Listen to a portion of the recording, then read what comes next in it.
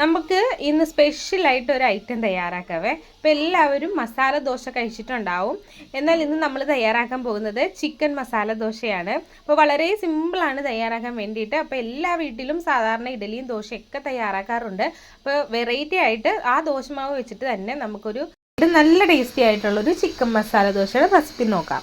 അതിനായിട്ട് ഒരു പാത്രം വെച്ച് ചൂടാകുമ്പോഴേക്കും അതിലേക്ക് ഞാൻ വെളിച്ചെണ്ണയാണ് ഒഴിച്ച് കൊടുത്തിട്ടുള്ളത്. നിങ്ങൾ ഏത് ഓയിലാണോ ഉപയോഗിക്കുന്നത് അത് ഒഴിച്ച് കൊടുക്കുക. അതിനുശേഷം ഇഞ്ചി വെളുത്തുള്ളിയും ചേർത്ത് കൊടുക്കാം. വളരെ ചെറുതായിട്ടാണ് ഞാൻ ഇഞ്ചിയും വെളുത്തുള്ളിയും കട്ട് ചെയ്ത് ചേർത്തിട്ടുള്ളത്. നിങ്ങളുടെ കയ്യിൽ ചതച്ചതോ പേസ്റ്റോ ആണെങ്കിൽ അത് ചേർത്ത് കൊടുക്കാവുന്നതാണ്. ഇത് നന്നായിട്ടൊന്ന് മൂത്ത് വരുന്ന സമയത്ത് ഇതിലേക്ക് സവാള ചേർത്ത് കൊടുക്കാം. അപ്പോൾ 2 മീഡിയം സൈസ് സവാളയാണ് ഞാൻ എടുത്തിട്ടുള്ളത്. അതൊന്ന് കട്ട് ചെയ്തിട്ട് ഇതിലേക്ക് ഇട്ട് കൊടുക്കാവുന്നതാണ്. ഇനി ഇത് നന്നായിട്ടൊന്ന് മിക്സ് ചെയ്ത് കൊടുക്കാം. നന്നായി ഇളക്കി കൊടുത്തതൊന്ന് സോഫ്റ്റായി വരുന്നത് വരെ റെഡിയാക്കി എടുക്കാവുന്നതാണ്. ഇങ്ങനെ ഇടയ്ക്കിടയ്ക്ക് ഇളക്കി കൊടുത്ത് നന്നായിട്ടൊന്ന് സോഫ്റ്റായി വന്നു കഴിഞ്ഞാൽ ഇതിലേക്ക് ഇനി പൊടികൾ ചേർത്ത് കൊടുക്കാം. അപ്പോൾ വളരെ കുറച്ച് പൊടികളാണ് നമ്മൾ ചേർത്ത് കൊടുക്കുന്നത്. കുറച്ച് കാശ്മീരി ചില്ലി പൗഡർ ചേർത്ത് കൊടുക്കാം, മല്ലിപ്പൊടി ചേർത്ത് കൊടുക്കാം. ഇതിലേക്ക് എരിവുള്ള മുളക് പൊടി 1/2 സ്പൂൺ ചേർത്ത് കൊടുക്കുന്നുണ്ട്. അതുപോലെ കുരുമുളക് പൊടിയും ചേർത്ത് കൊടുക്കുന്നുണ്ട്. മഞ്ഞൾപ്പൊടിയും ചേർത്ത് കൊടുത്ത് ഗരം മസാലപ്പൊടിയും കൂടെ ചേർത്ത് കൊടുക്കാം. എന്നിട്ട് ഇനി നന്നായിട്ട് ഈ പൊടികളുടെ എല്ലാം പച്ചമണം മാറുന്നത് വരെ നമുക്കൊന്ന് ഇളക്കി കൊടുക്കാവുന്നതാണ്. ഇപ്പം രാവിലത്തെ പലഹാരങ്ങളിൽ കൂടുതലും എരിവ് വളരെ കുറച്ചാണ് തയ്യാറാക്കി എടുക്കുന്നത്. അപ്പം അതുകൊണ്ട് തന്നെ നമ്മൾ കാശ്മീരി ചില്ലി പൗഡർ കൂടുതലിട്ട് മുളക് പൊടി കുറച്ചിട്ടിട്ട് നന്നായിട്ട് ഇതിൻ്റെ പച്ചമണമൊക്കെ ഒന്ന് മാറ്റിയെടുക്കുക.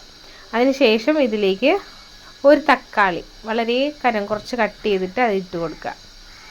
അപ്പോൾ ഒരു വലിയ തക്കാളിയായിരുന്നു, അതിൻ്റെ പകുതിയാണ് ഞാനിപ്പോൾ ചേർത്ത് കൊടുത്തിട്ടുള്ളത്. ഇത് നന്നായിട്ടൊന്ന് മിക്സ് ചെയ്തെടുക്കുക. ഇനി തക്കാളി ഒന്ന് വെന്ത് ഉടഞ്ഞ് വരാനൊന്നും വെയിറ്റ് ചെയ്യണ്ട. നമുക്കിനി നേരെ ചിക്കൻ ചേർത്ത് കൊടുക്കാവുന്നതാണ്. അപ്പോൾ ബോൺലെസ് ചിക്കനാണ് എടുത്തിട്ടുള്ളത്. അത് വളരെ കനം കുറച്ച് നല്ല കുഞ്ഞു കുഞ്ഞു ക്യൂബ്സുകളായിട്ട് കട്ട് ചെയ്തെടുക്കുക.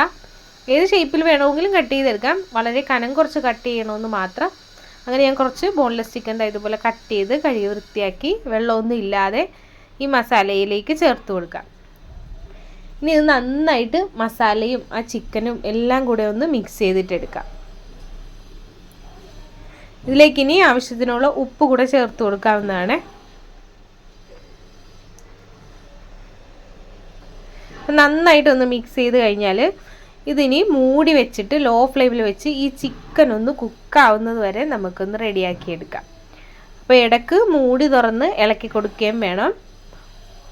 ഒരു 10-15 മിനിറ്റ് കൊണ്ട് തന്നെ നമ്മുടെ ചിക്കനെല്ലാം നന്നായിട്ട് കുക്കായിട്ട് വരും. ഇതിലേക്ക് പ്രത്യേകിച്ചൊന്നും വെള്ളമൊന്നും ചേർത്ത് കൊടുക്കണ്ട. നമ്മൾ മൂടി വയ്ക്കുന്ന സമയത്ത് ആ ചിക്കനിൽ നിന്നും വെള്ളം ഇറങ്ങി ആ ഒരു വെള്ളത്തിൽ തന്നെ ചിക്കൻ നന്നായിട്ട് കുക്കായി കിട്ടും. അപ്പോൾ ഇടയ്ക്ക് ഇളക്കി കൊടുക്കുകയും മൂടി വയ്ക്കുകയും ചെയ്ത് നമ്മൾ നന്നായിട്ട് ഈ ചിക്കൻ്റെ വെള്ളം എല്ലാം വറ്റിച്ച് നല്ല ഡ്രൈ ആയിട്ട് എടുക്കുക.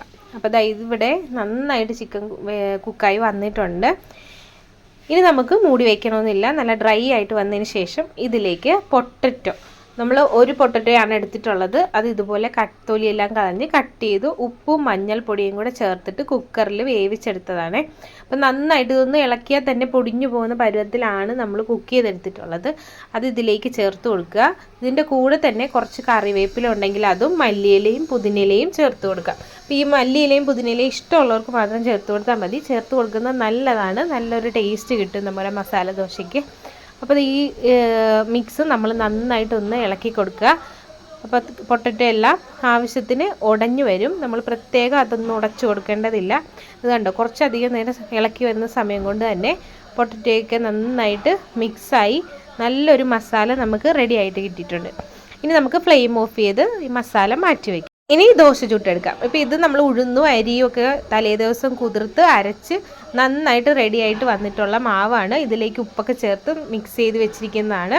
ഇനി നേരിട്ട് ദോശക്കല്ലിലേക്ക് ഒഴിച്ചു കൊടുത്ത് പരത്തി തയ്യാറാക്കാവുന്നതേ ഉള്ളൂ. അങ്ങനെ ഞാനിവിടെ ദോശക്കല്ല് വെച്ച് നന്നായിട്ട് ചൂടായതിന് ശേഷം വെളിച്ചെണ്ണയൊക്കെ തൂത്ത് കൊടുത്തിട്ടുണ്ട്. ഇനി ഇതിലേക്ക് കുറേശ്ശെ മാവ് ഒഴിച്ചു കൊടുത്തിട്ട് നല്ല നൈസായിട്ടൊന്ന് പരത്തിയെടുക്കുക. കനം കുറച്ചും നല്ല വലിപ്പത്തിലും തന്നെ മാവ് പരത്തിയെടുക്കുക. അപ്പോൾ ഇതുപോലെ പതിയെ നന്നായിട്ട് ചുറ്റിച്ച് കൊടുത്താൽ നല്ല വലിയ മസാല ദോശ നമുക്ക് റെഡിയാക്കി എടുക്കാൻ പറ്റും. ഇതിൻ്റെ ഒരു സൈഡ് ആയതിന് ശേഷം നമുക്കിത് മറിച്ചിട്ട് കൊടുക്കാം. ഇത് മറിച്ചിട്ട് കൊടുത്തില്ലെങ്കിലും കുഴപ്പമൊന്നുമില്ല, കനം കുറച്ച് പരത്തിയത് കൊണ്ട് തന്നെ നന്നായിട്ട് 2 സൈഡും കുക്കായിട്ടുണ്ടാവും. പിന്നെ ഇതിൻ്റെ കൂടെ നെയ്യ് ചേർത്ത് ഒഴിച്ച് കൊടുക്കണമെന്നുള്ളവർക്ക് അതും ചെയ്ത് കൊടുക്കാവുന്നതാണ്. അങ്ങനെ ഞാനൊന്ന് മറിച്ചിട്ട് കൊടുത്തിട്ട് വീണ്ടും തിരിച്ചിട്ടതിന് ശേഷം ഇതിലേക്ക് ആവശ്യമായിട്ടുള്ള നമ്മുടെ മസാല വെച്ച് കൊടുക്കുന്നുണ്ട്.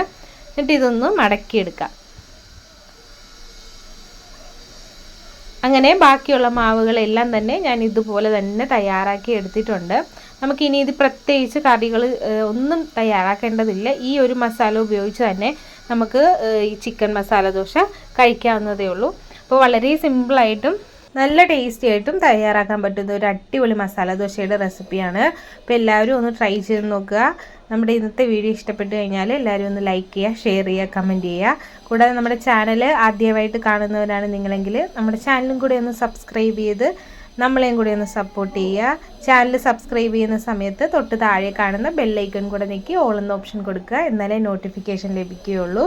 അപ്പോൾ താങ്ക് യു ഫോർ വാച്ചിങ്.